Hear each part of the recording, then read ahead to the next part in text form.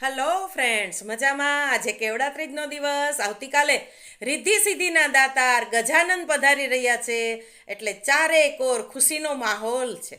બરાબર છે મિત્રો. આપણે હંસાબેનની જે વાત કરીએ છીએ તેની અંદર મિત્રો આપણે કહીએ ને કે બસ અબ તો જા રહા હું મેં, ફિર ના આઉંગા કભી, तुम बार बार ना देखो मेरी राह गुजर को, चले हम अपने ही हम सफ़रों को भूल के, अब मिटा दो યારો ઇસ મંજિલ કે સભી નિશાન. જાણે આ શબ્દો રસિકભાઈના ન હોય એવી રીતે ખૂબ સઘન સારવાર, ઝડપી સારવાર, અને છતાંય રસિકભાઈનું બોડી છે એ રિસ્પોન્સ નથી કરતું અને ડૉક્ટરોના હાથ હેઠા પડી જાય છે.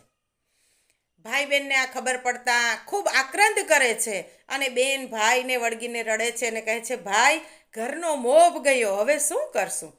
ત્યારે ભાઈ કાંઈ બોલતો નથી, માત્ર બેનની માથે હાથ મૂકે છે અને જાણે કહી રહ્યો છે, મુખ સંદેશ આપી રહ્યો છે કે બેન, ઈ મોભ જેટલે તો હું તાકાતવાન નથી, એ મોભ જેટલો કદાચ હું સમજુ પણ નથી, પણ મારી ક્ષમતા પ્રમાણે હું મોભ બનવાનો પૂરેપૂરો પ્રયત્ન કરીશ. બેન, હવે તું છાની રહી જા, હવે રડવાથી કંઈ પિતાજી પાછા નહીં આવે.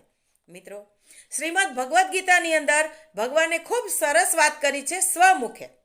क्या कहा है भगवान ने?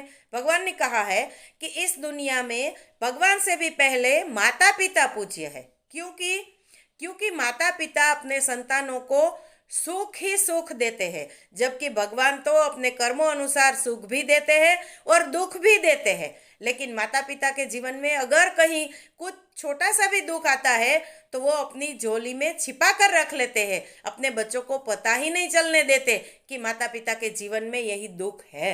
इसीलिए माता पिता महान है, और ऐसे माता पिता जब हमारे जीवन से विदा ले देते हैं तब कितना दुख होता है. આપણે શું કરી શકીએ મિત્રો? હા, ચોક્કસ માતા પિતાના મૃત્યુને ન ટાળી શકીએ, પણ એ જ્યાં સુધી જીવે છે ત્યાં સુધી એમને આનંદમાં, એમને ખુશીમાં અને એમને મોજમાં રાખવાનો પ્રયત્ન કરી શકીએ, એ આપણા હાથની વાત છે મિત્રો. આપણે કહીએ કે तपस्या तो पार्वती जी की थी, तो प्रतीक्षा तो शिव जी की थी ना. जैसे तो आंसू सीता जी की आंख में थे तो तड़प तो राम जी भी रहे थे, वैसे राधा जी को कान्हा नहीं मिला, कृष्ण नहीं मिला, तो कृष्ण भी आधे तो और अधूरे तो रह गए, है ना.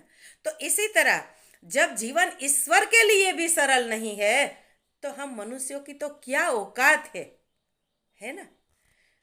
तो આ ભાઈ બહેન છે એ જાણે એક ઘડીની અંદર ખૂબ મેચ્યોર થઈ જાય છે અને બહેન પૂછે છે કે ભાઈ, આ ઘટના તો ઘટી, અઘટિત ઘટના ઘટી, પણ આ ઘટનાની જાણ માને કેમ કરશું? કારણ કે માની તબિયત તો બહુ નાજુક છે.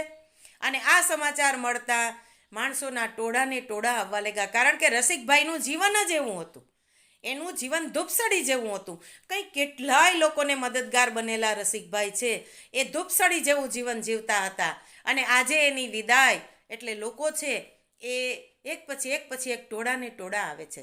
ત્યારે બેન ભાઈ મેચ્યોર થઈ અને વિચારે છે કે આ ખબર માને કઈ રીતે આપશું. અને ત્યારે બેન કહે છે કે ભાઈ, આપણે એકવાર મામાને અને માસીઓને જાણ કરીએ અને એને કહીએ કે અમે બે બેનભાઈ છે એ માનું લોહી છીએ, પણ અમારામાં એવી તાકાત નથી કે અમે માને આ ખબર આપીએ અને માને એ દુઃખ સહેવા માટે સજ્જ બનાવીએ. તો મામા અને માસીઓને આપણે એકવાર વિનંતી કરીએ કે આ સમયે તમે આવો, કારણ કે તમે માનું લોહી છો અને એટલે તમે માને સમજાવી શકશો અને તમારી વાતથી મા છે એનામાં થોડી હિંમત આવી જશે. તમારી હાજરીથી માને હિંમત આવશે અને મા છે એ આ દુઃખ જીરવવા માટે સક્ષમ બનશે.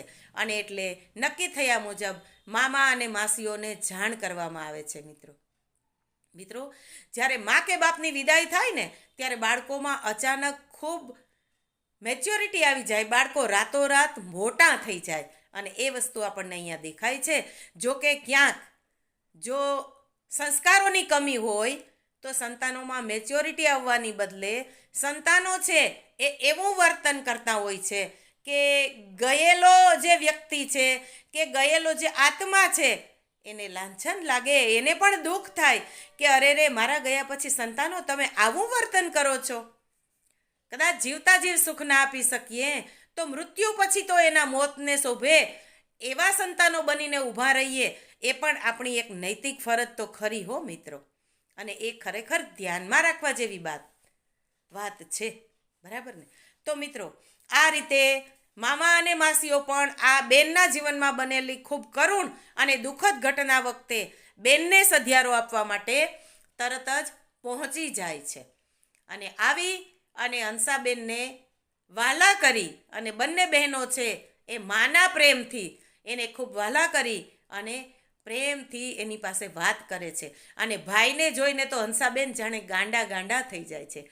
વર્ષોથી જેને ભાઈનો સહવાસ નહોતો મળ્યો એ ભાઈના સૂતા પણ ઓવારણા લે છે અને પોતે ભાઈને ખૂબ હેત કરતા હોય એવી અમી ભરી નજરે ભાઈ સામે જોવે છે. અને ત્યારે ભાઈની આંખમાંથી ટપ આંસુ પડે છે કે બેન, આજે કેટલા વર્ષોએ તારી પાસે આવ્યો, પણ કેવા સમાચાર લઈને આવ્યો. અને ભાઈની મતી પણ મૂંઝાઈ જાય છે. ચાલો ત્યારે મિત્રો, આવતીકાલે ફરી મળીશું.